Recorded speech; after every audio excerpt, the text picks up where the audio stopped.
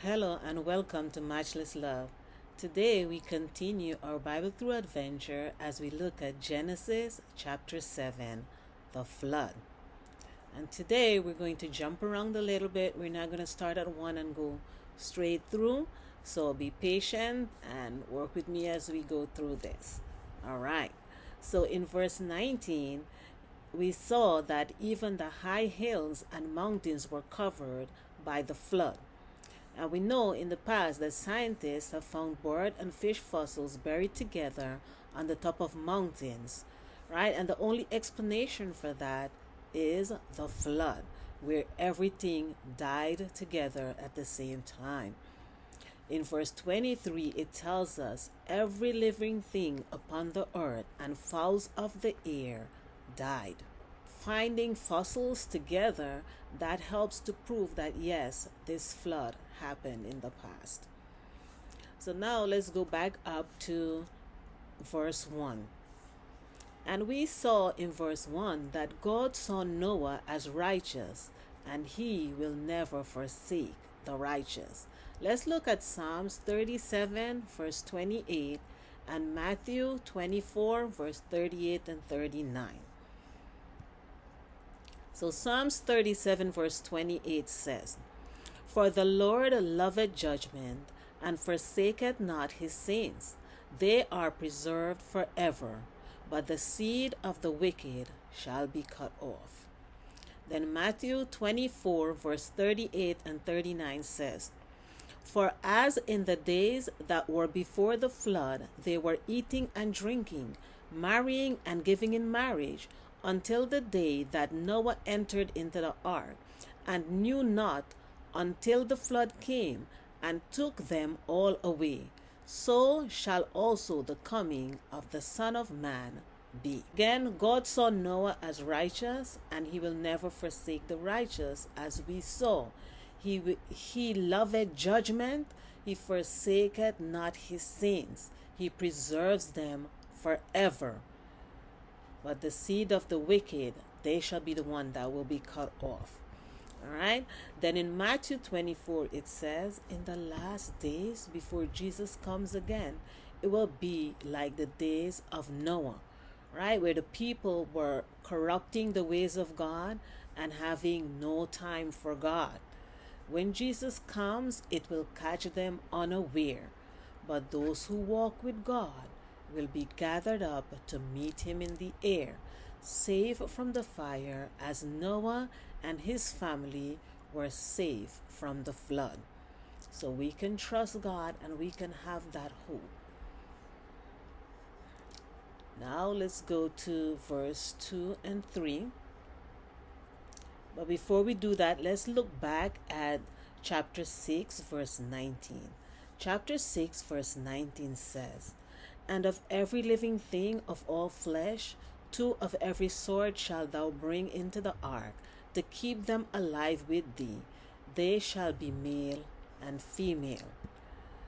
So we saw that God told him to bring 2 of every animal into the ark. But here in chapter 7, we see it says 7 of every clean animal, showing that there's a distinction between clean and unclean animals. God later gave permission to eat clean animals, but not the unclean ones in Leviticus chapter 11. Remember, to corrupt God's way of eating is to eat what he says not to eat. And that's something that God talks about and warns about in the last days. Now, as we go down to verse 10, we see that they were in the ark 7 days before the flood came, right? So here, God is teaching us patience. Noah and his family had to wait 7 days before the flood came. Even though God told them the flood would come, they built the ark. They were in there with all of the animals, waiting 7 days without any rain. Finally, the rain came. And as we saw in verse 12, it says it rained for 40 days and 40 nights. So they're waiting 7 days for the rain. It finally came. It rained 40 days and 40 nights. And as if that was not enough, we saw in verse 24, it says the water prevailed 150 days. So they had to patiently wait for God to work everything out for their salvation. All right? So this is something that we need to learn. We need to learn to be patient, and we need to learn to wait on God, knowing that He's working everything out for our good.